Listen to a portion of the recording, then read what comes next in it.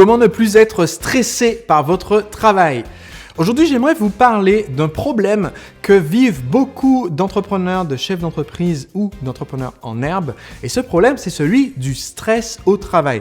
La pression de devoir fournir des résultats démesurés en un temps extrêmement compressé et la pression de devoir fournir des résultats financiers dans un temps extrêmement compressé, ainsi que tout simplement les difficultés de devoir subir au quotidien le stress, l'anxiété, d'être interrompu sans cesse dans notre travail, d'être au contact avec des personnes qui sont anxiogènes et qui nous génèrent du stress.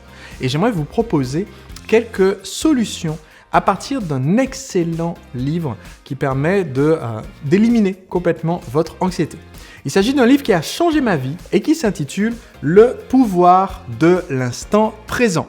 C'est un livre écrit par Eckhart Tolle, ou Tolle, je ne sais pas comment ça se prononce, j'ai jamais entendu son nom prononcé à haute voix. Et c'est un livre qu'on m'a offert en fait il y a quelques années quand j'étais effectivement toujours sur les nerfs en train de grincer des dents. Je grinçais même des dents pendant mon sommeil parce que mon entreprise me générait énormément de stress. Et dans ce livre, j'ai découvert un paradigme, une vision du monde complètement différente. Ce que dit l'auteur, et c'est une approche qui est très proche de celle de la méditation. Ce que dit l'auteur, c'est qu'en fait, notre vie se résume à notre présent. Il n'y a aucun moment dans notre vie qui n'est pas l'instant présent. Vous n'êtes à tout moment en train de vivre que l'instant présent. On ne peut pas vivre le passé, on ne peut pas vivre le futur, on peut vivre que le présent. Et ce qu'il explique de façon très très claire, c'est pour ça que je recommande vivement ce livre, c'est peut-être un des 3 livres que selon moi tout entrepreneur devrait lire, et si on sort des livres business, je dirais c'est le livre numéro 1 que tout le monde devrait lire. Selon moi, c'est parce que cette dimension de se dire que si on se concentre sur l'instant présent, on élimine tout stress et toute anxiété. Et je vais vous décliner les conseils, on va dire, un peu entre guillemets spirituels qu'on peut trouver dans l'ouvrage de Eckhart Tolle pour pouvoir l'appliquer à notre vie d'entrepreneur et à l'élimination de notre stress au travail. Première composante, c'est de réaliser que quand nous sommes effectivement dans l'instant présent, la seule chose que nous pouvons faire à un instant T et qui va nous rendre heureux, c'est de se concentrer sur où on est, ce qu'on vit, ce qu'on ressent et ce qu'on peut faire maintenant pour tenir compte de la situation actuelle. Exemple, si vous vivez des difficultés financières, ça a été mon cas au démarrage de l'entreprise et aussi dans des passes difficiles comme j'en ai déjà parlé dans d'autres vidéos, juste avant mon premier tour du monde en fin 2012, début 2013, mon entreprise était au bord du gouffre, littéralement au bord du gouffre. On était à 6 semaines de se retrouver avec 100 000 euros de découverts non autorisés sur les comptes de l'entreprise et donc la catastrophe imminente. Bon, quand on est dans cette situation, on peut soit se concentrer sur le passé et passer son temps à rabâcher toutes les erreurs qu'on a commises. Pourquoi est-ce que j'ai fait ceci? Pourquoi est-ce que je n'ai pas fait cela? Soit se concentrer sur le futur et passer son temps à angoisser des conséquences dans 6 semaines. Qu'est-ce qui va se passer? Est-ce que je vais perdre ma maison? Est-ce que mon couple va finir? Est-ce que je vais faire banqueroute, être la honte de la famille? On peut donc soit vivre dans le passé et ressasser nos erreurs, soit vivre dans le futur et rester dans la crainte et l'anxiété, soit vivre dans le présent et se demander « Ok, qu'est-ce que je fais maintenant ?» Et en fait, c'est une leçon que moi j'avais apprise lors d'un de mes tout premiers stages.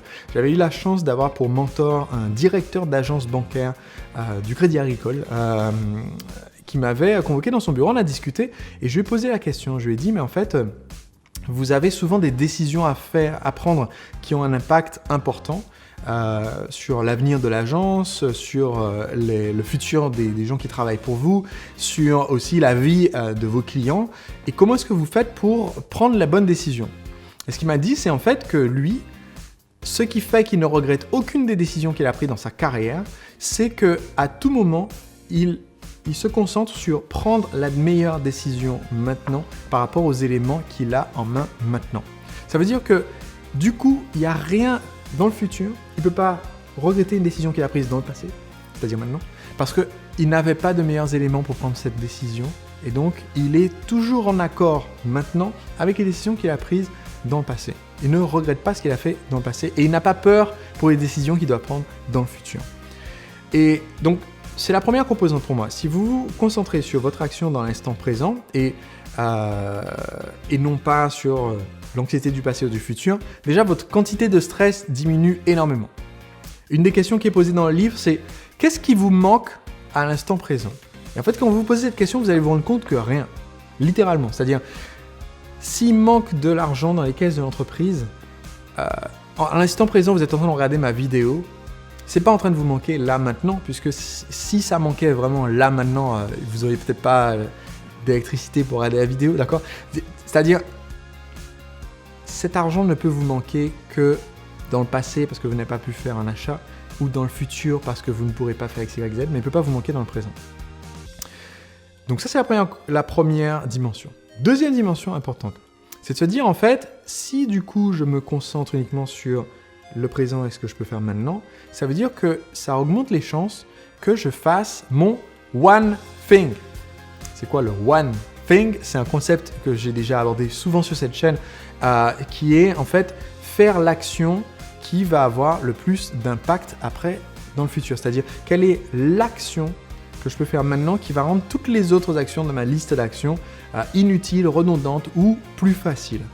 Et donc, si je me concentre que sur l'instant présent et faire cette action prioritaire, ma productivité explose, mon temps de travail se réduit parce que j'élimine plein d'actions inutiles et mon niveau de stress se dissipe complètement parce que j'ai une clarté incroyable sur l'action que je dois faire maintenant. Si à tout moment vous savez quel est votre one thing, quelle est l'action prioritaire, eh bien vous allez être beaucoup plus tranquille parce que vous n'avez pas le poids d'une to-do list de 25 éléments qui vous pèsent sur le cerveau. Vous savez juste que vous avez une chose sur laquelle vous devez vous concentrer maintenant. Ce qui m'amène à la troisième dimension. Donc la première, c'est éliminer le stress du passé et du futur. La deuxième, c'est avoir cette concentration pour trouver la priorité. Et la troisième, c'est pour éliminer votre anxiété et votre stress, eh bien, vous devez simplement éliminer les distractions. C'est-à-dire ce qui vient de l'extérieur et qui vient interrompre votre présence dans le moment présent. Notablement, le premier outil le premier moyen en fait, d'éliminer ces distractions, c'est d'éliminer l'email. Ça fait maintenant plus de 10 ans que j'ai éliminé l'email, c'est-à-dire j'ai toujours une adresse mail avec plus de 1 million d'emails non lus et en fait, j'ai choisi d'arrêter d'utiliser l'email, d'arrêter de lire les mails.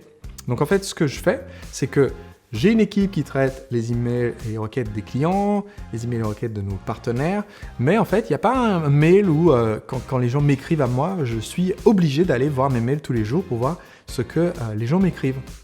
Donc, de temps en temps, si par exemple un membre de la famille, ma mère m'envoie les photos qu'elle a prises avec ma fille Alice et qu'elle me dit voilà, je t'ai envoyé ça par mail, eh bien, je mets mon casque de spéléologue, je vais sur mon webmail, je me connecte, je patiente pendant 5 bonnes minutes le temps que ça charge, parce qu'il y a quand même des centaines de milliers de mails non lus. Je vide une fois par an, mais voilà, ça monte vite.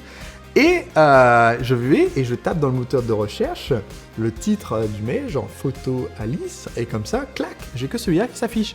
Et pendant ce temps-là, dans la journée, j'ai peut-être eu 75 autres emails qui sont non lus et qui visiblement n'impactent pas ma vie parce que je me suis arrangé autrement.